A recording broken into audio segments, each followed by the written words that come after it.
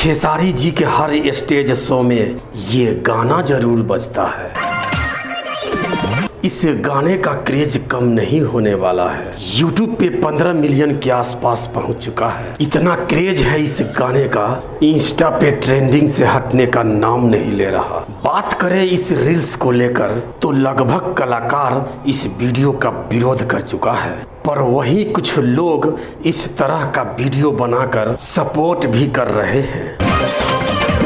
इनका विरोध करना कुछ लोगों का मानो तो जैसे धंधा बन चुका है, बट उससे खेसारी लाल यादव को फर्क नहीं पड़ता है।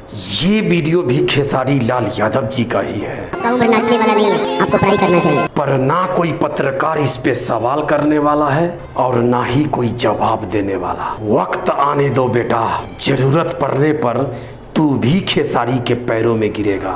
ये भाई साहब भी कुछ दिन पहले लाठी लेकर खेसारी लाल यादव जी को ढूंढ रहा था, आज पैरों पे गिर रहा है। ऐसे और भी हैं जो खुद को तुर्रम खान समझते हैं। समझ ले, इस बंदे में इतना दम है कि एक दिन उन्हें भी अपने पैरों के नीचे ले आएंगे। ये बड़ी अच्छी बात कही है। बाकी आज के लिए इतना ही, मिलते हैं नेक्स्ट वीडियो में। तब तक के लिए दीजिए इजाजत। बहुत बहुत धन्यवाद।